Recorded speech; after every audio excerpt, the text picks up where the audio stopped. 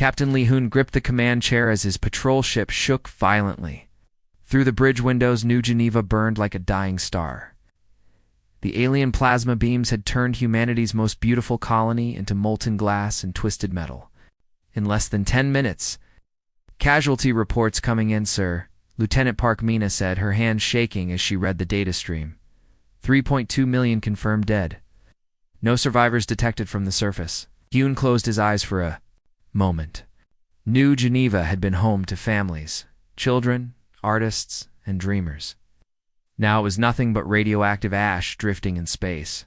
He had friends down there, had friends. The communication panel crackled to life.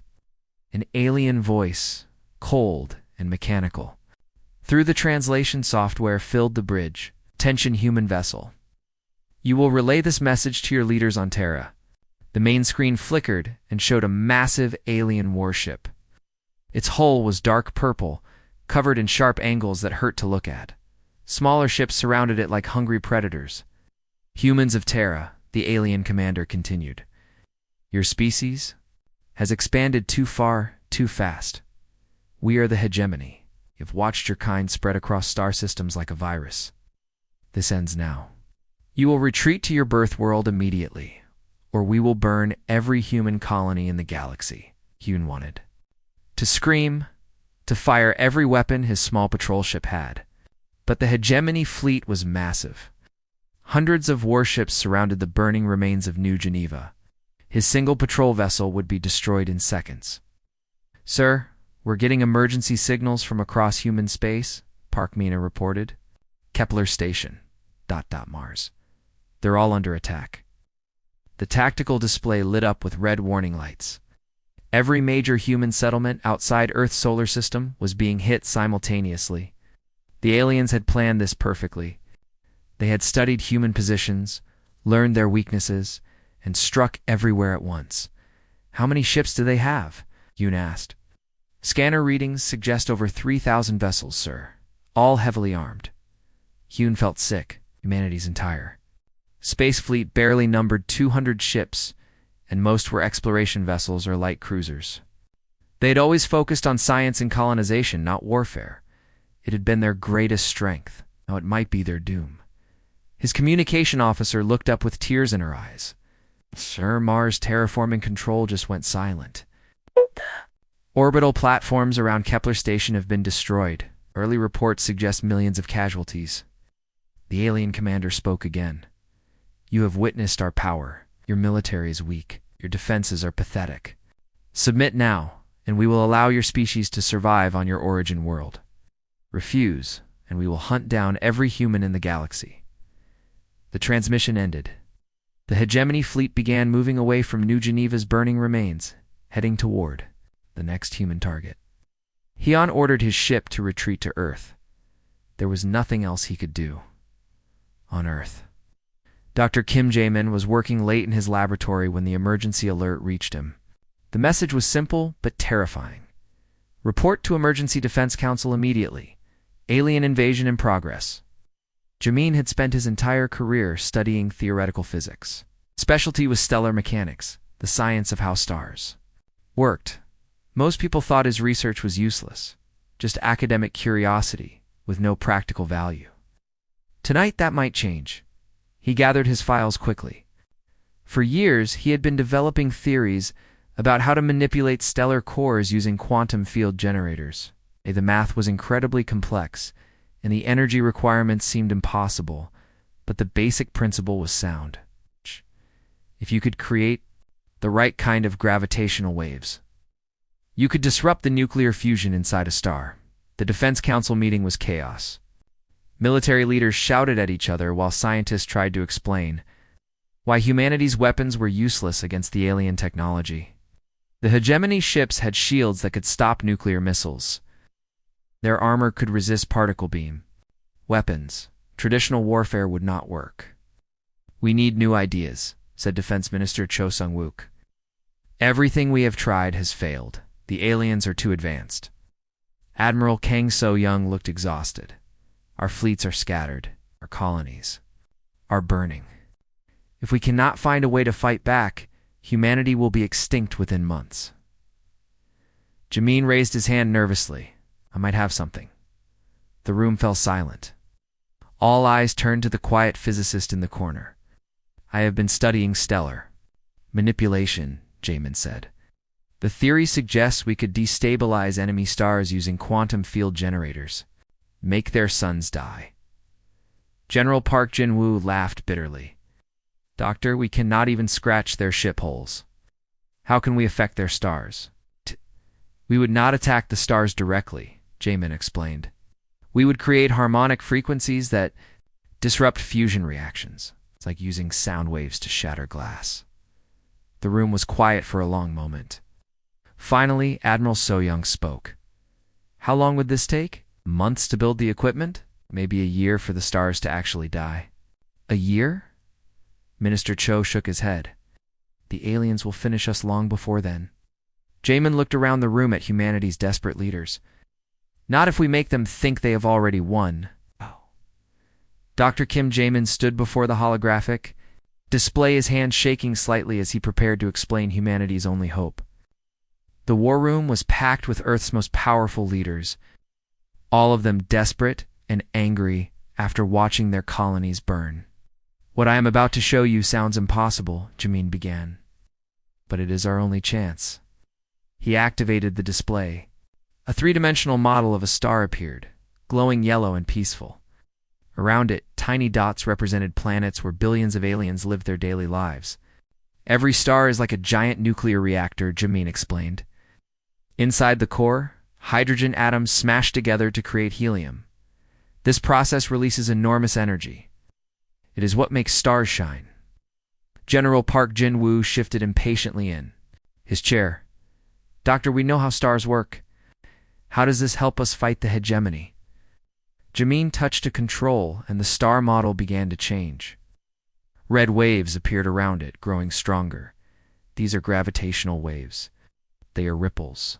In space itself, if we create the right kind of waves, we can disrupt the fusion reactions inside the star. Defense Minister Cho Sang-wook looked confused. You want to attack their stars? Doctor, stars are massive. They contain more energy than all of humanity's weapons combined. That is exactly the point, Jamin said excitedly. We do not need to overpower the star. We just need to make it unstable. Think of it like this. He picked up a wine glass from the table and held it up. If I hit this glass with a hammer, it will break. But there is another way. He ran his finger around the rim of the glass, creating a high-pitched ringing sound. The right frequency can make it shatter without any force at all. Admiral Kang So-young leaned forward, suddenly interested. You were saying we can make their stars collapse using sound waves? Not sound exactly, but the principle is the same. Gravitational waves at the correct frequency will create resonance inside the stellar core. The fusion process will become unstable. Eventually the star will die. The room erupted in arguments. Scientists shouted that it was impossible. Military leaders demanded to know about weapons and ships. Politicians worried about the cost and time. Silence. Admiral So-young's voice cut through the chaos. Dr. Jamin, explain this simply. Can we actually do this? Jamin nodded. The theory is sound. I've been working on quantum field generators for years. They can create artificial gravity fields if we build them large enough in place. Them correctly, they can generate the gravitational waves we need. Minister Cho shook his head. Energy requirements must be enormous. Our most powerful nuclear reactors could not possibly generate enough power to affect a star? You are thinking about this wrong, Jamin replied patiently. We do not need to generate more energy than the star. We need to create a specific pattern of waves that will disrupt the natural balance inside the stellar core. He changed the holographic display to show mathematical equations. Most of the people in the room could not understand them, but the numbers were clear enough. Each quantum field generator would be about the size of a city block. We would need multiple generators working together for each target star. The total power requirement is significant but possible with our current technology. General Park asked the obvious question.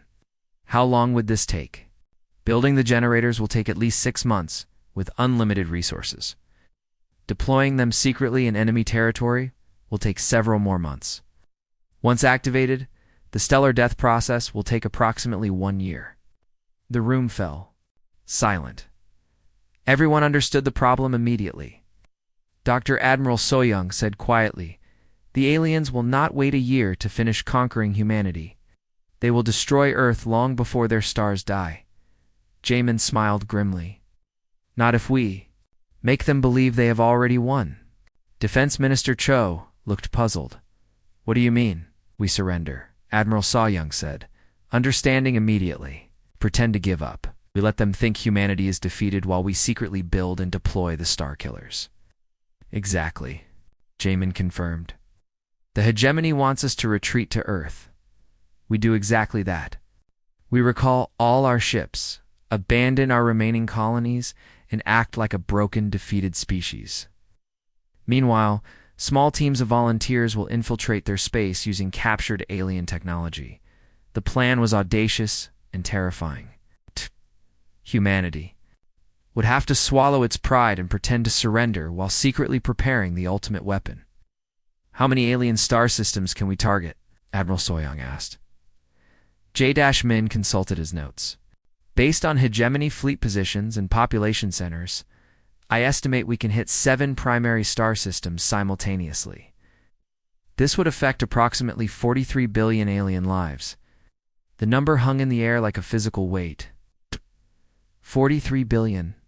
More than 6 times Earth's entire population. Minister Cho was pale. "Doctor, you were talking about genocide on an unimaginable scale." "They started this war," Admiral Soyoung replied coldly. "They burned our cities. They murdered our families. If we do not stop them, they will hunt down every human in the galaxy." The room was silent for a long moment. Finally, Minister Cho spoke, his voice barely above a whisper. "They burned our cities, do it." Dr. Jamin nodded and began making lists of everything he would need. Humanity's greatest act of revenge was about to begin. The fake surrender worked perfectly. For 6 months, Earth broadcast messages of defeat and submission to the hegemony. Human ships returned to the solar system with their weapons powered down. The aliens watched with satisfaction as humanity appeared to collapse into despair. But in secret facilities hidden across Earth, the most dangerous project in human history was taking shape. Admiral Kong Soyoung personally selected each team member. They needed people who could work under extreme pressure, who could live with the weight of billions of deaths on their conscience. Lieutenant Colonel Park Jin-ho stood before his team of 12 specialists in the underground briefing room. Engineers, physicists, computer experts, and soldiers who had volunteered for a mission they might never return from.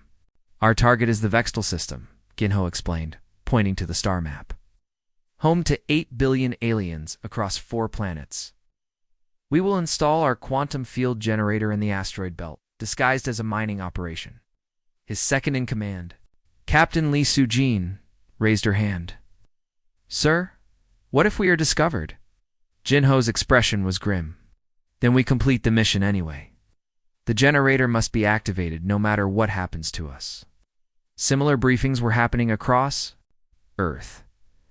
7 teams, each targeting a different alien star system.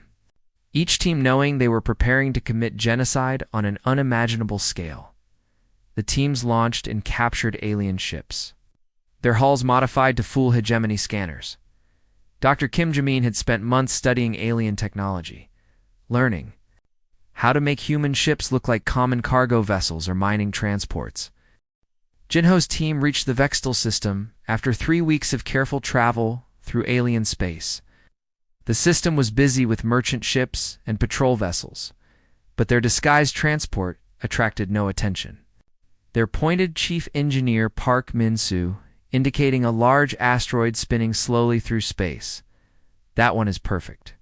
They docked carefully and began the delicate work of installing the quantum field generator.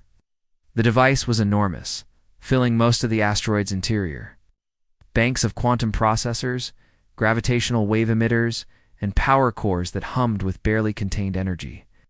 "The hardest part is the calibration," Min-soo explained, as he adjusted the wave frequency controls. "Each star has its own unique resonance pattern. Get it wrong, and nothing happens. Get it right, and the star dies. For 3 weeks, they worked in shifts around the clock. The generator had to be perfectly aligned with the target star's core.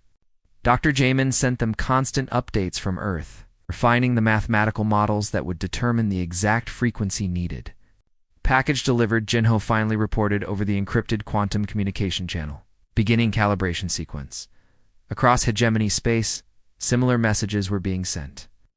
The Kethver system team, led by Major Yoon Ha-jin, had hidden their generator inside the atmosphere of a gas giant. The Zolthic team had buried theirs on a remote moon. Each installation was perfectly hidden, appearing to be nothing more than abandoned mining equipment or scientific research stations, but the mission was incredibly dangerous.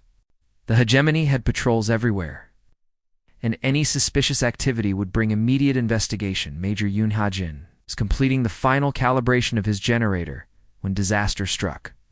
A routine hegemony patrol detected unusual energy. Readings from the gas giant where his team was hidden. "Sir, we have multiple alien ships approaching," reported his communications officer, Sergeant Kim Dao-yoon. "They are scanning for the energy source. The generator was too large to move and too valuable to destroy. Send the calibration data to Dr. Jamin immediately," he ordered. "Full transmission. Everything we have." Learned. The data burst went out just as the first alien boarding pods attached to their ship. Yoon and his team fought desperately, but they were outnumbered. The aliens killed them all. They never found the generator hidden deep in the gas giant's churning atmosphere. Dr. Jamin received the final transmission from Yoon's team in his control room on Earth. The stellar analysis data was complete and perfect. He immediately sent the information to the other teams. "We lost the Kethver team," he reported to Admiral So-young. "But their generator is operational and properly calibrated." So-young nodded grimly. "How many generators are active?" "All. 7 systems are online. 49 generators total, all broadcasting the correct gravitational wave frequencies. They continued to shine brightly, warming the planets where billions of aliens lived their lives, unaware of the invisible death surrounding them. But deep inside each stellar core, monitoring the Vextal star's vital signs. "Fusion rate is down 3%, reported Minsu. "Temperature variation increasing. The process is working." Similar reports came from the other teams. The gravitational waves were having their intended effect. The stars were beginning to die, slowly and invisibly. How long until the effects become visible? 6 to 8 months before the aliens notice anything unusual? 12 months before the stars actually begin to fail? He looked at the stellar analysis reports flowing in from across hegemony space. 43 billion aliens were living under dying suns, and none of them knew it yet. "The process is irreversible now," he told the Admiral. "Their stars are already dead. They just do not know it yet." The first alarm came from the Kethver system's orbital monitoring station. "Chief Scientist." Decalon stared at the data readings in confusion. The system's primary star was behaving strangely. "The solar flare activity has increased by 40% in the past week," he reported to his supervisor. "This is unusual, but not unprecedented." His supervisor, a tall alien with blue crystalline skin, nodded dismissively. "Stars go through natural cycles. Continue monitoring and file a routine report." But within days, the readings became impossible to ignore. The star's surface temperature was dropping measurably. The fusion reactions in the core were becoming irregular. Solar wind patterns were changing in ways that violated everything they knew about stellar physics. "This cannot be natural," Decalon insisted. "Our star is dying, and I do not know why." Similar reports began flooding in from other hegemony systems. The Vextal star was showing temperature variations. The Zolthic system was experiencing unusual magnetic field fluctuations. 6 other star systems were reporting abnormal stellar activity. Dr. Jamin sat in his control room on Earth, monitoring the alien communications with quiet satisfaction. The quantum field generators had been working for months, slowly destabilizing the fusion reactions inside each target star. Their scientists are detecting the stellar anomalies, but they do not understand what is causing them. The Admiral studied the intercepted alien transmissions. "How long before they figure out it is artificial?" Based on their current rate of investigation, perhaps 2 weeks. It took exactly 11 days. Breakthrough came from the hegemonies. Top astrophysicist, a brilliant alien named Krelvex, who specialized in stellar mechanics. He had been studying the affected stars when he noticed something impossible. The gravitational wave patterns around each dying star are identical. He announced to the emergency council, "This is not natural stellar death. Someone is using artificial gravitational fields to disrupt the fusion process." The news spread through hegemony space like wildfire. Panic gripped the alien populations as they realized their sons were being murdered. Billions of aliens began evacuating their homeworlds. But there was nowhere to go. Every ship in the galaxy could not carry a fraction of the threatened population. Ambassador Veltar was the most senior diplomat in the hegemony. His species had crystalline features that changed color based on emotion. As he approached Earth, aboard his massive diplomatic vessel, his skin was a deep purple that indicated extreme fear. "The humans must be stopped," he declared to his staff. "They have created a weapon that can kill stars themselves. If we do not act now, our entire civilization will freeze to death." The diplomatic fleet that arrived at Earth was enormous. Hundreds of warships surrounded the planet, their weapons powered but not yet firing. The aliens were desperate, but they were not stupid. They knew that attacking Earth would not save their dying stars. The United Nations Assembly had been hastily converted into a meeting hall for the most important negotiation in human history. Representatives from every nation on Earth sat alongside military leaders and scientists. At the center of it all stood Admiral Kong So-young, now the unofficial leader of humanity's war effort. Ambassador Veltar entered the hall, his crystalline skin flickering between purple and red. Behind him came a dozen other alien species, all members of the Hegemony Coalition. Their faces showed a mixture of rage and terror. "Humans of Earth," Veltar began, his voice trembling with emotion. "We know what you have done. You have created artificial gravitational fields that are killing our stars. This is an act of genocide beyond anything in galactic history." The hall was completely silent. Every human present knew the truth of what they had done. 43 billion alien lives hung in the balance, and they had the power to save or destroy them all. Admiral So-young stood slowly. Her uniform was crisp and clean, but her eyes held the weight of the war. "You want to talk about genocide? Your forces attacked our colonies without warning. You burned our cities. You murdered 3 million people at New Geneva alone. That was war," Veltar protested. "This is the extinction of entire species." "You started this war," So-young replied coldly. "You gave us a choice, submit or die. We chose a third option." She gestured to the holographic display that showed the 7 dying star systems. "Right now, quantum field generators are broadcasting gravitational waves that will kill your stars within the next 8 months. The process cannot be stopped or reversed." The alien delegates erupted in panic. Some began shouting demands. Others pleaded for mercy. Veltar raised his hands for silence. "What do you want?" he asked desperately. So-young's expression did not change. Complete withdrawal from all human space. "Reparations for every destroyed colony. Formal treaty recognizing human sovereignty over our territory. The hegemony will never yield to primitive terrorists." So-young smiled, and the expression was colder than the space between stars. "Then you will burn in the cold, alien. Your stars are already dying. Nothing you do can save them now." She turned to address the other alien delegates. "But we are not unreasonable. Agree to our terms within 24 hours, and we will provide you with the technology to save your stars. Refuse, and watch your civilizations freeze to death." The threat hung in the air like a physical weight. As if to emphasize the point, Dr. Jamin's voice came over the communication system. "Admiral, the Zolthic star has just entered critical phase. Estimated time to stellar collapse, 6 months." Veltar's crystalline skin turned completely white with terror. The Kethver star died on a Tuesday morning. Time. Dr. Kim Jamin was drinking coffee in his laboratory when the final readings came in. The fusion reactions that had burned for billions of years simply stopped. The star collapsed into a cold, dark ball of matter. "Stellar death confirmed," reported his assistant, Dr. Lee Min-young, her voice barely above a whisper. "The HFY system is now completely dark." Jamin set down his coffee cup with shaking hands. Through his laboratory windows, he could see the bright morning sun shining over Seoul.